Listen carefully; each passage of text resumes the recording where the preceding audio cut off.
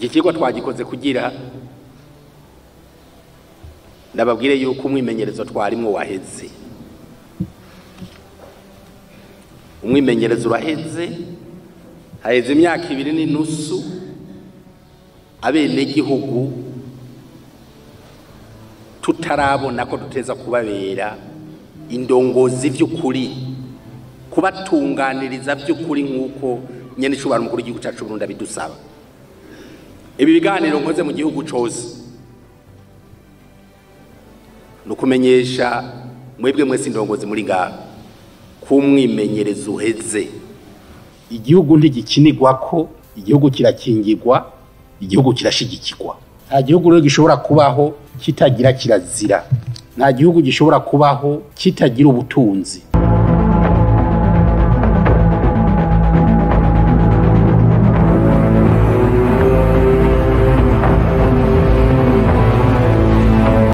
Hari abagabo batavuga vyinshi ariko ibikorwa vyabo bikavuga vyinshi kurusha amajambo. Umwe muri bo ni Gervais Ndirakobuca, umutegetsi akomeye muri Leta y'Uburundi irongoye n'umugambwe CNDDFDD kuva mu mwaka wa 2005. Inkuru yiwe ni urugendo rudasanzwe rwaranzwe n'urugamba, ubuhangange n'igitinyiro. Uyu n'umugabo yaranzwe n'ishaka, agakorera aho abandi batinya, agafata ingingo zikomeye mu bihe bigoye kandi akubaka icizere mu barongoye biciye mu bikorwa aho kugira ngo abivuge mu majambo menshi. Ariko imbere yuko nkwinjiza muri iyi nkuru ya Ndirakobuca, ndakwibutsa gufyonda like na subscribe.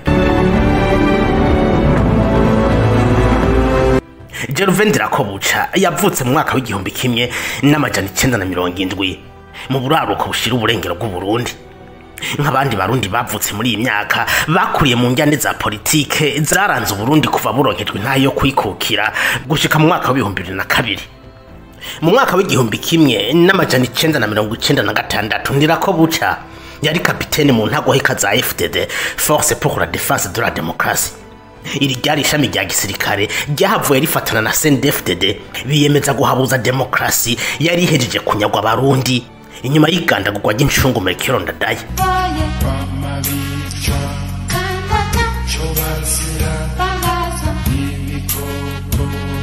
Mu ntambara nyinshi yagwanye mu mashamba ya Kongo no mu kibira cy'u Burundi, Ndirakobuca yari umusirikare w'umwete n'ishaka ridasanzwe, mbere bakaba bari baramutaziriye akazina kanda kugarika. Uyu mugabo yari mu basirikare b'abategetsi bake cyane washobora gusanga ku mirongo y'urugamba. Igihe cyose iyo bari kumwe n'abasirikare biwe, abamuzi neza ngo ntiyihanganira umusirikare n'umwe yashobora kugira ubwoba mu gihe baba basudirijwe n'umwanzi, bategerezwa kugwana mpaka batsinze urugamba. Uyu musirikare w'ishaka ridasanzwe yamba ariko yibutsa abagenzi biwica bajanye ku rugamba, ntiyihanganira na gato wahemukira abandi cyangwa akabarenganya. Mu maso yiwe igihemu nta kibanza cyari gifise muri FDD kuko vyerekana ko n'igihugu azohava gihemukira. Aberekana akagatima ko guhemuka yarabanka ndetse akabahana yihanukiriye. Ku itariki 3 Kigarama umwaka wa 2002 yarusha mu gihugu ca Tanzania hasinywe amasezerano yo guhagarika intambara. Amasezerano yasinywe n'umuhari CNDDFDD na Leta y'u Burundi. Mu mwaka wa 2005 umugambwe CNDDFDD watsinze amatora maze ubuhawe icizere cyo kubogora Burundi bwari buruhijwe n'injyane za politike.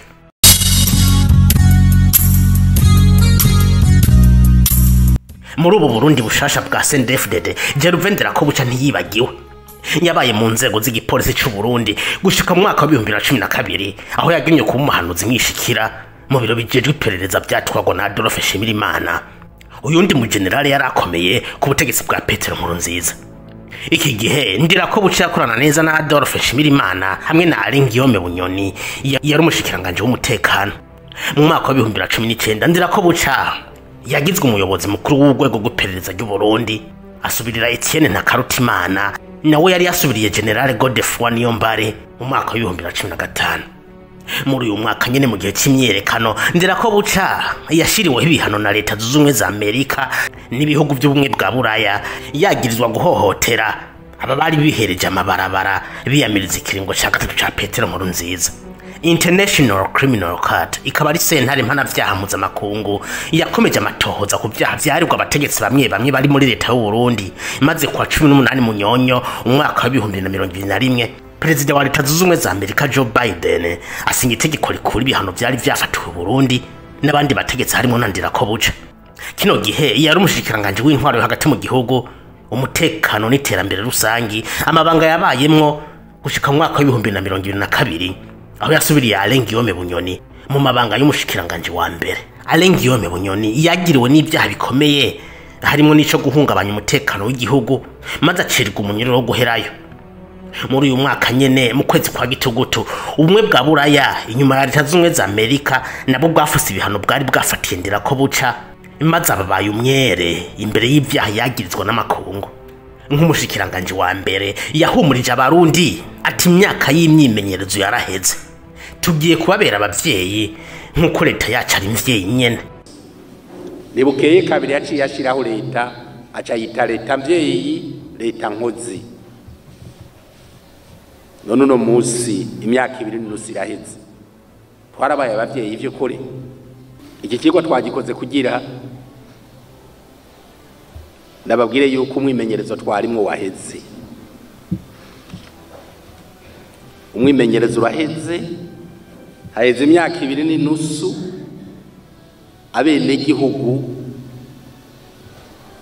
tutarabona ko duteza kubabera indongozi vy'ukuri, kubatunganiriza by'ukuri nk'uko nyene cubara umukuru w'igihugu cyacu Burundi bidusaba. Ibi biganiro nkoze mu gihugu cose nukumenyesha mwebwe mwese indongozi muri ngaha kumwimenyereza uheze. Ejo ntituzorindira ngo reka tubanze turabe wapi, ntituzoguma tujuragirika muri ibi tujana n'abari ko barakubitana imyereka wapi. Eka ejo uwo bizogora duca tumubwira aje hajya ku ruhande ubisunda bandanye atano kwitwaza ibicanye biriya ngo je ndi kuri deke. Uri kuri deke? Uri kuri deke?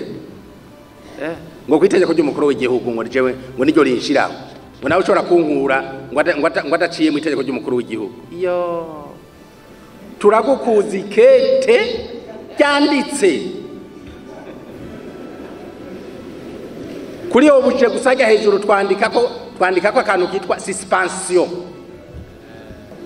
tugaca turi kurungikira hamadoje kuri kurungikira dushira kwa gakopi duhereza nyene icubahiro duheje kwa muri tugaca rubwata nyene icubahiro aragakete kaza kubashikira twabonye birengeye twamusize ku ruhande.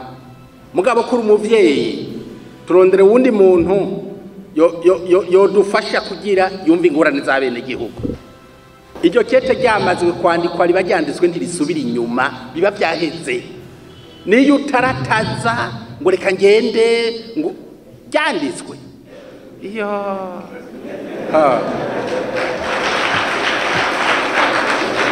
usigara wibaza ukuntu ikete rikuye idekere y'umukuru w'igihugu asigara uraba mu kirere uratana umutwe. Sivyo twifuza, ariko bigiye kugwira. Ntituzoguma tujuragirika turi muri ibi wapi. Ivyo twabiguma mu gushika cyane. Eka mu burimyi yarababazwa n'imyidogo y'abene gihugu mu kutaronka ifumbire ku gihe. Yakari ihinguriro fomi n'abandi bari bajeje gutunganiriza bene gihugu muri ico gisata. Abarundi turagoye, arije bibaza yuko twicaye ngaha menga nta bindi bintu bise dukora. Urihinguriro ihingura ifumbire ukavuze ko sezo yashitse imvura irikira kwa ubanze ukabura umugoronome. Ibituma turakora n'umuzi tumaze kubikora kuva mu 2000 tubikora imisi yose mugabe birazo bikaruka ari bya bintu ugacuza wateguye yuko uzagusigura kwicwa karitabonetse kubera amaperezida roshani perezida roshani bari barondera umuzi. Ariko icyo tubemerera nuko turiko turagira ikuvuko ko bishoboye ko natunyemere none uvuze ko udashobora ari uri kurahingura aruteza kwifumbira bene igihugu ntushobore kutubwira ati turakora narizanye igihe none tubera amaboko imugonga bene igihugu. Ya byose ni ibintu uvuga utavuga akagoze n'umuntu akacana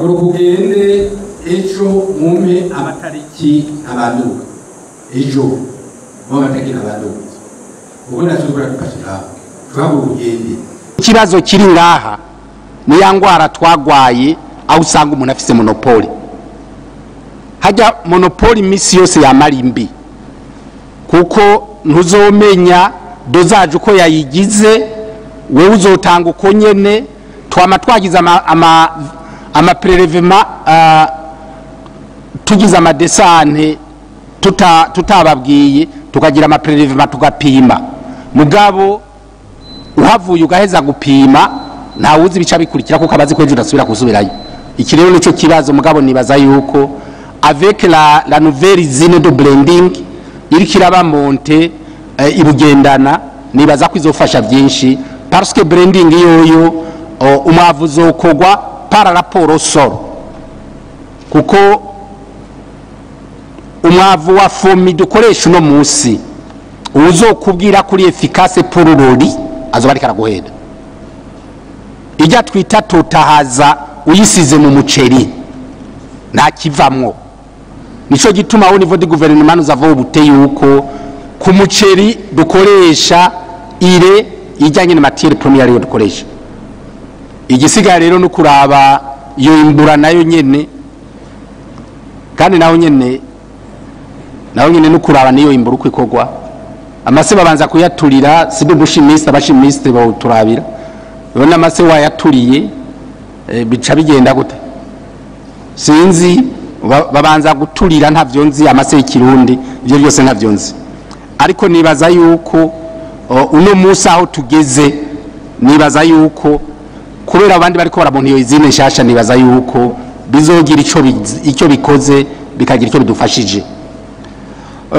ari abo caba bibaza ikindi kibazo muri Tanzania una monte imizine ishaka gusa niyi mugabo nagira ndamenyeshe ko izine yabaye monte muri Tanzania on a rassemblé tous les spécialistes boss bari bafise les professeurs d'université nibo bayikoreye ko nagira uzovuga ngo muri Tanzania nico kimwe n'iyiri ngayi wacu biratandukanye ko muri Tanzania bayisize ko aba specialiste babo nibo babikoreye ko barabona ivyo ariko barakora ivyo ari byo mugabo twebwe nta muntu umwe yigeze abikurikirana aha rero hashobora kuba ari hagahaze mugabo uno munsi tubananya ducumbagiza kushika dushikire abo bandi baje kugira ikindi bashoboye uyu mwubahwa yakunda gukebura indongozi azibwira ati nyabona mutunganiriza bene gihugu ati umunsi umwe mumenye ko tuzikangura dusange bugarije ku mihani wacu hanyuma batubohe kubera ko twabuze ico tubamarira banya kwa mwese mukoraniye ngaha abene igihugu baraducishije mu ijisho haga turavuga ngo turabakozi ba leta bakatwitegereza ngo tujejwe uburimyi ngo tujeje intwaro haga baratwitegereza bakatwenga abo rugena tuzongagiza imfunguruzo gusa ngo turabakuru haga turashobora gusanga umunsi umwe tukavyuka naho ubwo dusanga bene igihugu bari ku miryango wacu bakubwira ati sohoka tukubohe nta nakimwe dufashije none mwesha mugirane none nibo tubo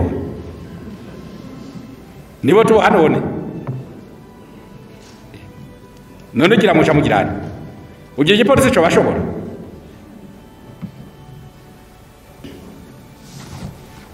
sibyo twifuza mugabo tugerageze kureponda obezwe za bene gihugu ko umuntu yasohoye isuka wewe hama mu nyuma akarindira imbuto akayibura akarindira ifumbire akayibura urumva ko bibabaje tugire ubucuti n'abene gihugu tureye kugira ubucuti buhonyanga bene gihugu kubera inyungu z'abadandaza ivyo Ndirakobuca yabona mu kwisamaza no gukwega ibirenge bahageze gukorera bene gihugu ni nako se barundi Evariste Ndayishimiye yabibona ntiyasiba gukarira indongozi zaje zifise agatima ko gusambura aho kubaka igihugu nkuko babirahiriye hariho je indongozi mbona nkavuga nti mbe aba n'abantu bajeje guherekeza igihugu ku mpanda cyane n'abantu bajeje kucubaka izo ndongozi ntazo dukeneye zitabona iyo zijana igihugu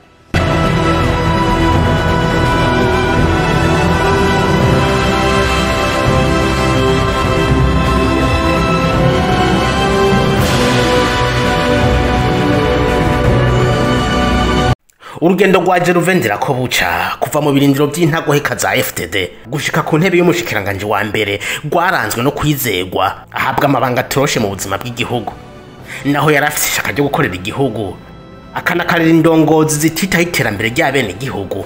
Hari ibibazo byananiranye gutorerwa umuti nk'ibibazo by'igitoro, iduga ry'ibiciro ku byankenerwa mu buzima bw'abarundi n'ibindi. Mu mabanga mashasha aherutse kuronsa yo kurongora inama Amateka, ubwo azokomeza kuvugira bene igihugu nk'uko yahora abikora mu gihe yari umushikiranganji wa mbere.